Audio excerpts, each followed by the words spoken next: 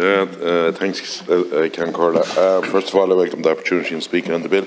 I'm supporting the bill, and I think that one thing that needs to be recognised is that, in fairness to the Ag Committee, and I'm not going to be here tonight like some saying my amendment or whatever.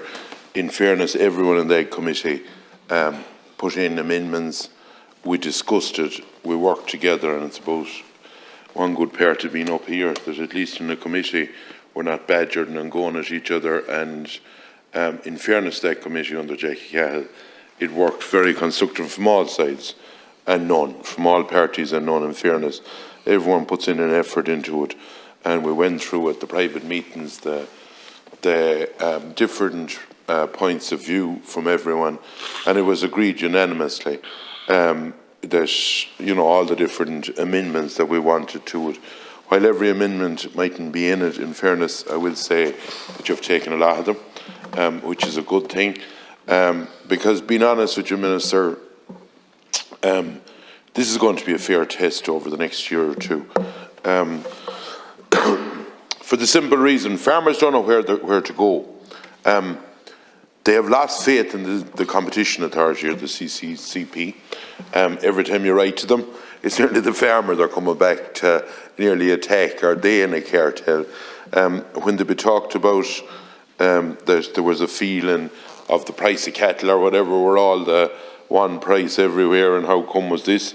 They'll tell you that 'tis the person that'll be eating the meat they're worried about. So you wouldn't know what road you'd be going down with them, and I think a lot of people has lost complete faith in them. And there has to be faith in a system, and this new regulator, to put it simple, has to have teeth, has to be able to go in and check out, as the previous deputy has spoke, check out to see where is there, if there is an anomaly, where is the money got or where is it lost. And the other thing we have to attack as well, for the sake of farmers, because at the end of the day, you know, like I see these people and the kicking the daylights out of agriculture. Well, them all have to eat a bit of grub in the morning, in the middle of the day and in the evening, but they just think that they can live on fresh air and keep writing about them and giving out about them. And that doesn't add up. But we have in the agricultural sector a situation, and it's not alone on cattle or sheep or on dairy or on pigs.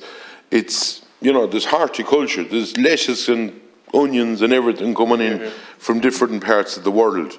And we are losing in North County Dublin, and that's a long way from where I live, but them people are very important as well, that are growing different types of vegetables, that, you know, if we have learned anything from the war that went on, we know that it should be, the more we can encourage people to be more self-sufficient in this country, the better it is. And every one of us knows that one time ago when we were gougers, the technical schools actually had a competition for the best garden right around our country. And every youngster, they went to horrid trouble to make sure that their garden would try and win this thing. But every type of a vegetable and everything was in it. But then, and like the EU has a fair bit to answer for in all of this, then we were told that we were better get the head of lettuce or the cabbage or whatever to be flown on a plane or come in. And the ironic part about that same head is, if we'd one here in Ireland, if you had it for a few days, you'd say it was going off, you'd throw it to the cattle. But the heads that come in from the other countries can stay looking good for about 3 weeks, which is rather unusual. And that's why I think we should be making sure that we encourage our own people. But the day should be gone. And it's happening in milk, Minister. It has happened in beef. It's happening in the vegetable sector. That the main markets, the big multinational, whatever you want to call them, that buys all this gear, are dictating to the farmer. And that day has to stop. Like this day of 90 days credit, and then next month we'll put so much vegetables or whatever on, you know, so you can get so many pounds of them or whatever for basically damn all money, to get people into the store. but who's paying the price in that? Only the farmer that's supplying it. And we have seen even in the milk market, and like we've seen, you know, some people get out of the bottling plant, and there was, you know, a lot of distress over it, where if places close down, no one wants to see job losses. But we also see dictation going on, and we've been told, anecdotally, and by fairly senior people, that some of the big multinationals have actually threatened the co-ops, that, you know, we might actually put out the whole milk market that we take, the amount of milk we take, over Sunday evening, and whichever one bids the cheapest, you can have the contract. Well, that's no way to treat people, or that's no way to have a forward contract going. And that has been, you know, there was more people than me in the room when this was being said. And if we keep going down that road, it's a race to the bottom. But what happens then? Well, people get sick of it. Farmers won't keep getting basically kicked. And you end up in a scenario where you could be bringing beef in from Brazil and they're blowing down the Amazon forest. You could be getting milk from America or from somewhere else. Like, we need to cop on at the way we're going and the way we're treating people, because, you know, farmers are fairly enduring people, but sooner or later they'll get sick of producing something if it's not making the adequate rewards.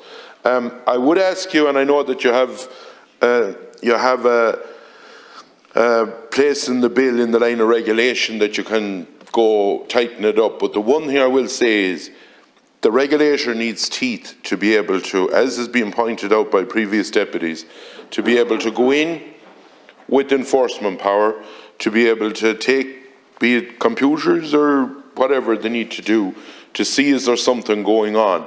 And this crack needs to stop and I'm not saying it's happening altogether in the meat industry, but you see the likes of Hikwa will tell you, well, we're coming to you tomorrow or the next day. Well, if you're telling someone you're coming to tomorrow or the next day, you'll have the floor washed and everything looking good. So it needs to be on-the-spot inspections, like a farmer unfortunately gets. Farmers get on-the-spot inspections like that, but seemingly everyone else will get the call a day or two ahead of it and be told that here we're coming, so make sure you have the DAS out and everything looking well. And I think that we need to make sure that if, you know, this is, in my opinion, the last bite of the cherry. And if there isn't confidence brought into the whole industry, that there is somebody there that can investigate, that can make decisions, that can regulate, and that can basically bring out a report and fine if there's someone doing something not legit in the line, or someone making a big amount of money out of it, or if in certain industries, if there is cartels going on, we need to make sure that we have that covered. And I know the bill will be coming in into committee, and I presume there'll be other amendments or whatever, but I do think that the Committee on Agriculture, in fairness to everyone in it, they made an honest effort, and I won't be opposing the bill. Thank you.